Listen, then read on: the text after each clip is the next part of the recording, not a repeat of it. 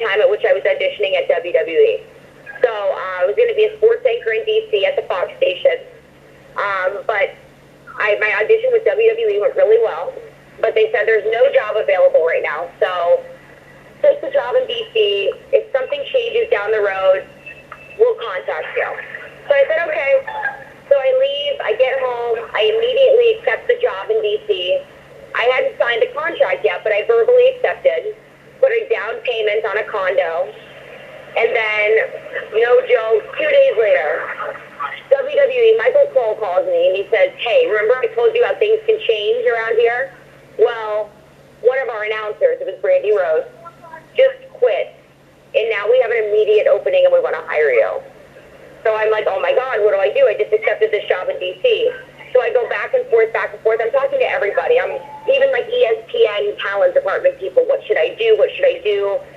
Everyone advised me to go to WWE just because it was such a unique opportunity. So I took the job with WWE, and that's it. That's the rest is history. It's amazing how WWE is a springboard to so much in sports and entertainment, and it's worked out great for you. I'm wondering who helped you and what it was like at the WWE Performance Center. I don't feel like I got too much of the sword. I don't think I benefited much from being at the Performance Center because I was already a pretty seasoned broadcaster. So I think I got the most experience once they brought me up on the road. I was originally on SmackDown, and then I got promoted to Raw, then got promoted again to lead interviewer on Raw. That's where I think I got the most experience with WWE. I didn't really do too much at the Performance Center, and I was truly only at the Performance Center for maybe 2 months. Which is a very... I moved up very quickly. That's what I was just going to say, because that's a very short time to be there. You did get a first experience at an NXT show. What was that experience like, just being out there for the first time and working an NXT show? I mean, to be honest, I don't like ring announcing. I never wanted to ring announce. I said that from the very beginning. So, it was very strange, crawling under the ring, having to, rig things up. And I remember very distinctly crawling on my hands and knees on some dusty gym floor in the middle of nowhere, Florida, after, having been a broadcaster, in the Colts locker room, the Pacers locker room, covering the NBA Finals in Miami. I mean, and I remember crawling on that floor thinking to myself, what the hell have I done? I mean, it was a moment there where I questioned my decision making. But everything worked out as, everyone promised it would, and I'm very, very thankful to be in the position I'm in now.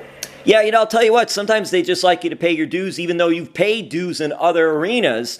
They want you to pay your dues here. That's the difference between, the wrestling culture is there is that expectation of paying your dues, but it's like, I get it, but I'm not a wrestler. I'm a broadcaster, and I have paid my dues. Believe me, I carried around a tripod and a camera in the middle of nowhere, West Virginia, on the craziest assignments you can imagine, busting my ass. So, when it comes to paying dues, I've been there, but, it's all in the eyes of the beholder.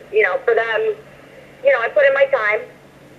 They got it, so, it worked out for everybody. And by the way, thank you for mentioning the Miami Heat and Miami and the NBA championship.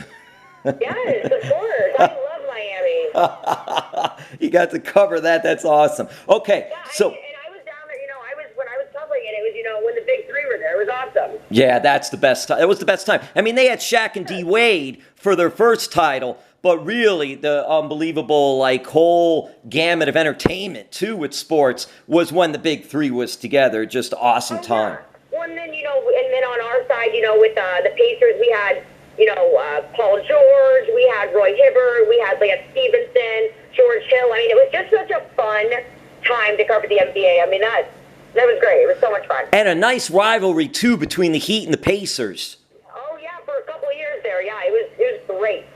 Okay, so I want to wrap the WWE talk here, and then we'll wrap it up. But I want to ask you this because, all right, so now you're on WWE TV, and it's a different type of interview because the heel superstars are going to scoff you, belittle you. It's just part of the show. That's what happens. Did that take some adjustment, or you sort of knew that going in, or what was it like, though, to experience that firsthand? Oh, no. For me, it's acting. You're playing a part. It's not real life because, believe me, if someone were to talk me like that in real life, they would get slapped so hard, they wouldn't know what hit them. But this is it's an acting, it's a show. So, I mean, I roll with the punches, quite literally, and I had so much fun. I love it. I love everybody I work with. There's not one bad thing I can say about any single person that works for that company, whether it be a superstar, whether it be someone on the production end, someone, working out of the truck. I mean, truly, WWE is filled with a tremendous group of people. It's an awesome opportunity that I have right now. Yeah, it is incredible what you all do on live television. Oh, it's a movie. Everyone's like, doesn't understand. I'm like, it's like we're filming a movie every week. I mean, there are thousands of people that it takes to put this together. Have you ever just had to hold back from laughter because it's live TV? Oh, yes. And sometimes you can kind of like catch a glimpse of me like really trying to hold it in. But, it's just, you kind of become almost trained, to keep a straight face. But yeah, there's definitely moments where I teeter on the edge of losing it. All right, so MotiveCBD, you guys got to check it out. It's awesome. And Charly's one of the representatives, one of the spokespersons for MotiveCBD. I'm wondering, I read this, so I hope I got this right, and I'll ask it this way. Have you talked to Dolph Ziggler about advice for being a stand-up comic? Well, I was in one of his shows once. I was, when we did SummerSlam last summer, I did the comedy show that he had at Caroline's on Broadway. So, yeah, Dolph is great. He's so charismatic, super funny. I mean, that's just him in real life, too. It's not even just on stage. He's great. So, yeah, he's definitely an inspiration in the comedy world, and, he's a fun guy to know. Is that something you want to try? I have done stand-up. I've done stand-up multiple times. What was it like? What was that feeling of being there? Because it's just you on stage yourself in front of all these people. And you see so many comedians that I've seen interviews with on TV and all will say, it's just, you know at one point you're going to get heckled, and at some point they're not going to respond. And just, I don't know, what is it like as an entertainer, as a performer, to go through anything like that? Well, so my first comedy show was in 2015. So it was before I even got to working with WWE. And it was a celebrity comedy show in Indianapolis.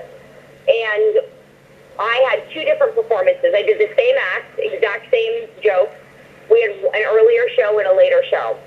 And it really just goes to show that your audience dictates exactly, everything. They dictate everything. Because I said the same jokes, but I had completely different reactions from one crowd to the next. But look, you gotta have a thick skin. Not everyone's gonna think you're funny. You're gonna appeal to different audiences. But what I will say is, it is one of the biggest adrenaline rushes you can experience. So, you're up on stage, you're telling these jokes, you're like the center of attention. Feel like you're on top of the world, and then you step off, and you're done.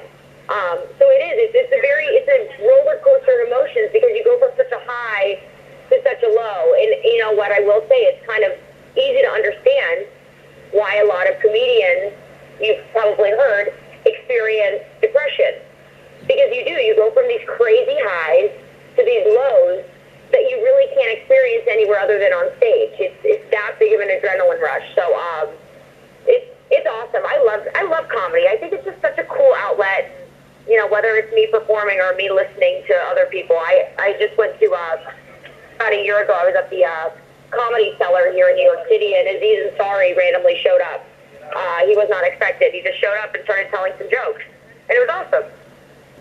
And Charly, how important is it for you? You do so much. What a busy schedule you have. You're balancing so much. You just so many hats you wear. How important is it to you to be a role model?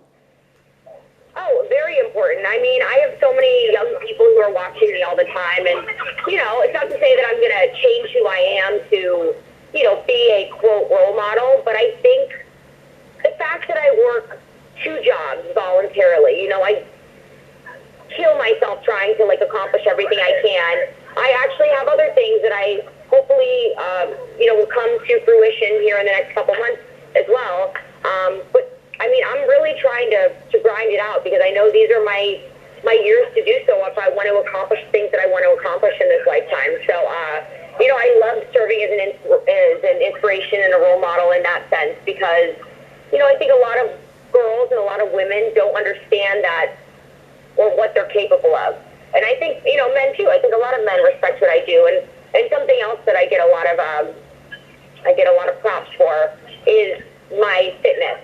Despite working 2 jobs and traveling and having all this on my plate, I still find time to take care of my body, and I'm in the gym, and I work really hard, and I think that a lot of people respect that. So, yeah, it's fun. I'm not doing anything I'm doing for anyone really other than myself, but I'm glad that people appreciate it, and, whatever help I can give to others or inspiration I can provide, I love. Well, Charly, we could see you on WWE Monday Night Raw. We could see you on WWE International. We could see you on ESPN. We could see you getting involved with MotiveCBD to help athletes of all levels and all. And you are the pride of the Panthers and the pride of the Eagles. Yes, I am. Absolutely. They say once an eagle, always an eagle. A Claude Z Eagle. That's one of my favorite mascots right there. Have you ever got to interview the Claude Z Eagle? No, I have not, unfortunately. Maybe one day. All right, Charly, listen, thanks so much for spending some time. All the best and everything else, and obviously with MotiveCBD as well. Yeah, and for everybody who is interested in the CBD, they're running a promotion right now until September 10th. You can use a promo code. I mean, if you want to use mine, you can. It doesn't matter. We all have one. It's Charly-Launch, and you get 25% off all the products. So that's a cool little incentive. And you guys can check out www.MotiveCBD, CharlyBenDavid.com. You can purchase products and learn more about how CBD can benefit an active lifestyle, which Charly is really a representative of an active and healthy lifestyle. Thank you so much, Charly.